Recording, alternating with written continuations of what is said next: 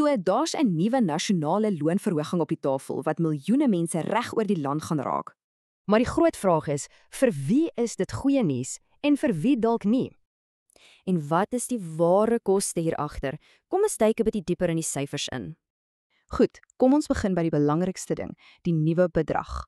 Die nuwe aanbevole aanbeweerlike uurlikse tarief is R30,23. Dis op van die huidige R28,79. Dis 'n verhoging van inflasie plus 1,5% en dit skop in op 1 Maart 2026. So wie presies gaan hierdie verhoging in hulle sak voel? Wel, dis 'n hele klomp mense.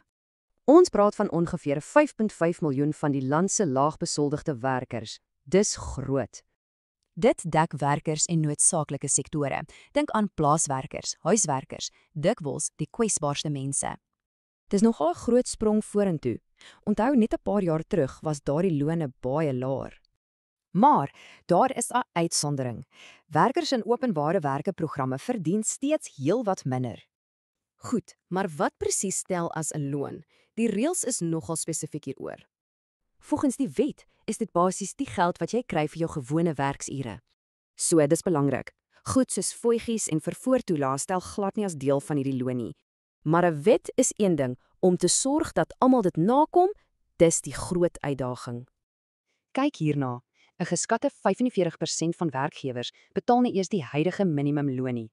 En die Departement van Arbeid is baie duidelik hieroor. Dis nie net onregverdig nie, dis 'n misdaad. So, die regering gaan meer inspeksies doen en roep vakbonde se hulp in om hierdie probleem aan te pak. En dit alles lei tot die groot debat. Is hierdie loonverhoging goed of sleg vir werkskeping? Aan die een kant sê CEO CSA2 dit help die ekonomie en verminder armoede, sonder om werksgeleenthede te kos. Maar navorsing wys dis meer ingewikkeld. Die impak verskil regtig van bedryf tot bedryf. So, wat beteken dit alles nou eintlik vir jou, of jy werker of 'n werkgewer is? Onthou, as 'n werker is die wet aan jou kant. Jy het reg op hierdie loon. So, kan 'n stygende loon almal help, of is daar 'n risiko dat iemand agterbly?